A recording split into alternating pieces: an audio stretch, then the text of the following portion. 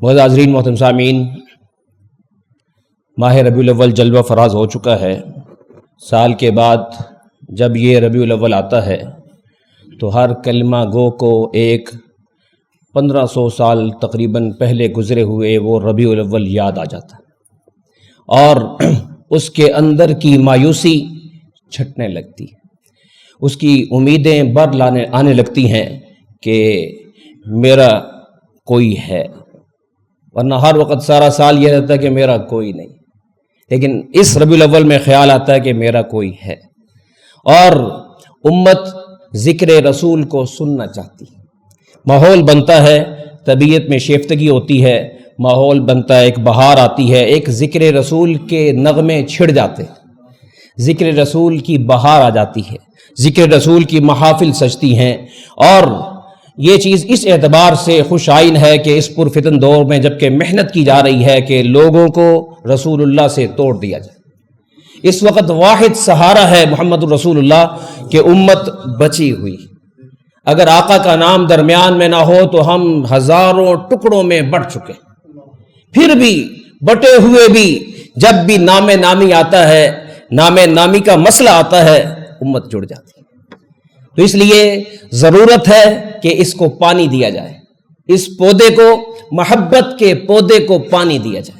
اسے مزید سینچا جائے، اس میں جناب اس کے اندر بہار لائی جائے۔ جتنا زیادہ محبت رسول اندر ہوگی، یاد رکھیے، اتنا بندہ دیندار ہوگا۔ اگر ذکر رسول پسند نہیں اور ذکر رسول سے خوشی نہیں ہوتی تو یہ علامت ہے کہ اندر ڈیمیج ہو چکا ہے، اندر خزاں آ چکی ہے۔ حضور علیہ الصلوۃ والسلام کے ذکر کے بارے میں پروردگار نے اس کی بلندی کو بتاتے ہوئے فرمایا وَرَفَعْنَا لَكَ ذِكْرَكَ۔ کسی کو یہ شبہ نہ ہو کہ یار یہ حضور کی بات کر رہے ہیں، میری بات کیوں نہیں کر رہے؟ فرمایا کہ ہم نے محبوب آپ کی خاطر آپ کے ذکر کو بلندی بخشی، اتنی بلندی بخشی، اتنی بلندی بخشی کہ آپ کے ذکر کو اپنے ذکر جیسا قرار دے دیا۔ وَرَفَعْنَا لَكَ ذِكْرَكَ۔ تو اس لیے ان دنوں میں بھی اگر کسی کو گھر میں ذکر رسول کی باتوں کا موقع نہیں ملتا نا، کوسچن مارک، کہ دل چاہ رہا ہے، طبیعت میں ہے۔ ویسے میں کہا کرتا ہوں کہ میرے نبی کا ذکر مقید نہیں کیا جا سکتا کسی مہینے کے ساتھ، محدد نہیں کیا جا سکتا، اس کی تخصیص نہیں کی جا سکتی، لیکن کبھی کبھی اندر سے آواز آتی ہے کہ چل حضور کی بات سن۔ تو اس لیے کہ اپنے علماء سے پوچھ کر نعتیں سنا کر، ہر نعت میں بھی شاعر نے بعض دفعہ مبالغہ آرائی کی ہوتی ہے، بعض نعتیں ہیں جو گانے کی طرز پہ ہوتی ہیں۔ آپ کسی عالم، سمجھدار عالم کو چیک کروائیں کہ یہ واقعی یہ نعت ہے یا کچھ اور ہے، کیونکہ نعت جیسے مولوی کے روپ میں غیر مولوی گھس چکے ہیں، نعت کے روپ میں کئی غیر نعتی الفاظ گھس چکے ہیں جو فساد پیدا کرتے ہیں، جو دشمنیاں پیدا کرتے ہیں، جو عناد پر مشتمل ہوتے ہیں، جو حسد پر مشتمل ہوتے ہیں۔ میرے نبی کی بات تو محبت کی بات ہوتی ہے، اپنائیت کی بات ہوتی ہے۔ اور ساتھیو دوستو، ذکر رسول کا حق تو ادا کیا ہی نہیں جا سکتا، کیونکہ جس کا ذکر خود خالق کرے اس کا ذکر بندہ کیا کر سکتا ہے؟ کیا کر سکتا ہے؟ آپ قرآن مجید کو پڑھیے، نبی علیہ السلام کے ذکر کی بہار کے لیے آپ کو کسی خاص پارے میں نہیں جانا پڑتا کہ جناب آپ 18ویں میں جاؤ، آپ 23ویں میں جاؤ، آپ 27ویں میں جاؤ، آپ قد سمی اللہ میں جاؤ، آپ عما یتساءلون میں آؤ، آپ الف لام میم کو کھولیں۔ قرآن کہتا ہے کہ یہ میرا محمد وہ ہے کہ ابراہیم علیہ السلام نے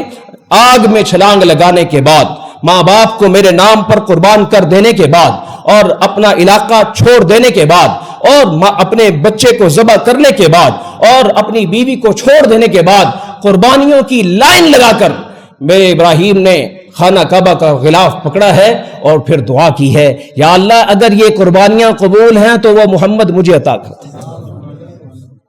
اتنا کچھ کر کے ہے جی، ربنا وابعث فیہم رسولا، یہ سورہ بقرہ پہلا پارہ، تو پہلے پارے میں ذکر رسول، دوسرا پارہ شروع ہو رہا ہے قد نرا تقلب وجہک فی السماء۔ محبوب حضور علیہ السلام کو حکم آیا کہ جب آپ مدینہ منورہ تشریف لے گئے کہ آپ بیت المقدس کی طرف چہرہ کر کے نماز پڑھیے۔ اس لیے کچھ دنوں کے لیے وہ ہمارا قبلہ رہا، 16 مہینے تک ہمارا وہ قبلہ رہا۔ نبی علیہ الصلوۃ والسلام نے اس طرف چہرہ کر کے نماز پڑھی، لیکن آپ علیہ السلام کو قلبی انس تھا بیت اللہ سے، تو دل میں آتا تھا کہ اللہ تعالیٰ کا یہ حکم کب تک ہے، کیونکہ عارضی طور پر ہو سکتا ہے حکم ہو پھر آگے تبدیل ہو جائے۔ تو آپ علیہ الصلوۃ والسلام اللہ سے محبت بڑی، لیکن زبان پہ لا نہیں رہے۔ کبھی کبھی نا نگاہوں کو یوں اٹھاتے تھے، یا اللہ کچھ بھیج دے، کوئی پیغام بھیج دے، یا اللہ کچھ بھیج دے، ایسے ہلکی سی آنکھ اٹھاتے تھے۔ حضور علیہ السلام کی نگاہوں کے بارے میں آتا ہے کہ آقا علیہ الصلوۃ والسلام نے کبھی نگاہیں بھر کے کسی بندے کو بھی نہیں دیکھا، کیونکہ وہ تاب ہی نہیں لا سکتا تھا، انوارات کی بارش ہو رہی ہوتی تھی، خطرہ ہوتا تھا کہ میں سہ سکوں گا نہیں سہ سکوں گا۔ اور آپ علیہ السلام بس یوں ہلکا سے یوں دیکھتے تھے۔ صحابہ میں 2 صحابہ کے علاوہ کوئی میرے نبی کو تک نہیں سکتا تھا، ایک ابو بکر ایک عمر، باقی حضرت علی چونکہ گھر کے تھے انہوں نے بھی دیکھا ہوا تھا، وہ بچپن سے حضور علیہ السلام کے ساتھ تھے، لیکن باقی صحابہ آپس میں محفل رسالت کے بعد جب آپس میں بات چیت کرتے نا تو کہا کرتے تھے یار حضور علیہ السلام کو دیکھا ہے سنا، تو آپ نے دیکھا؟ تو کئی کہتے یار میں دیکھ نہیں سکا، انوارات بہت زیادہ تھے،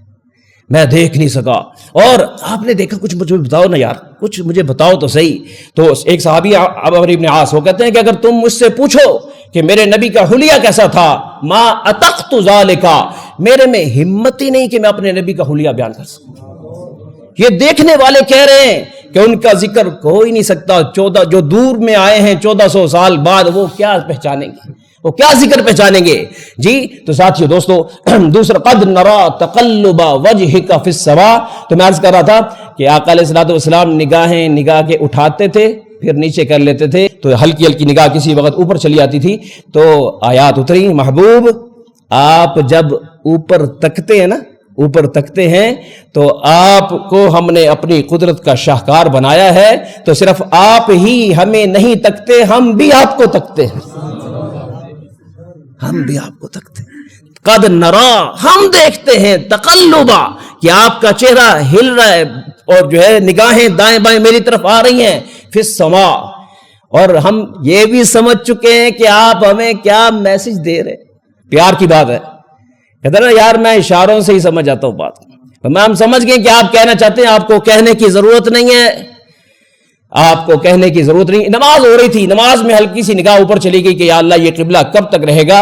ابھی نماز پوری نہیں ہوئی، نماز میں وحی آ گئی کہ محبوب آپ کی خواہش کو اسی وقت پورا کیا جاتا ہے، آپ نماز میں امامت کی حالت میں اپنا قبلہ تبدیل کر لیں، فَلَنُوَلِّيَنَّكَ قِبْلَةً تَرْضَاهَا فَوَلِّ وَجْهَكَ شَطْرَ الْمَسْجِدِ الْحَرَامِ، آپ بیت اللہ کی طرف اپنا رخ کیجئے۔ آپ علیہ السلام نماز 2 رکعت ہو چکی تھی، 4 رکعت کی نماز تھی، 2 رکعت ہو چکی تھی، آپ نماز میں چل پڑے۔ صحابہ شاگرد تھے، کہنے لگے نماز میں تو کچھ چلتا ہی نہیں ہے، یہ حضور کیا کر رہے ہیں؟ لیکن کہنے لگے ہمیں اللہ کا حکم ہے اطیعوا الرسول، رسول کی مانو، زیادہ سوالات نہ کرو، تو ہم نے ماننی ہے۔ حضور ادھر اور جناب صحابہ ادھر، کرتے کرتے کرتے کرتے کرتے اپوزٹ قبلہ، یعنی اپوزٹ قبلہ تھا، سمت میں شمالن جنوباً تھا مدینہ منورہ میں، تو حضور علیہ السلام نے پوری طرف سے پیچھے دوسری طرف اپنا رخ کر لیا، مسجد ذوالقبلتین، اللہ آپ کو بھی لے جائے مدینہ منورہ میں، آپ دیکھیں گے کہ ایک سائڈ پہ مسجد ذوالقبلتین کا قبلہ ہے، دوسری طرف دوسرا قبلہ ہے، تو آپ نے پورا سمت اس طرف کی، آپ وہاں جا کے بقیہ نماز آپ نے پوری کی، صحابہ بالکل پیچھے اسی طرح رہے، کسی نے نماز نہیں توڑی، اور فرمایا کہ آپ کی خواہش کو ہم نماز کے اندر ہی پوری کرتے تھے۔ ایسا مصطفیٰ، اللہ سے کتنا پیار، اللہ کو ان سے کتنی محبت، ہمیں ان سے محبت کیوں نہیں؟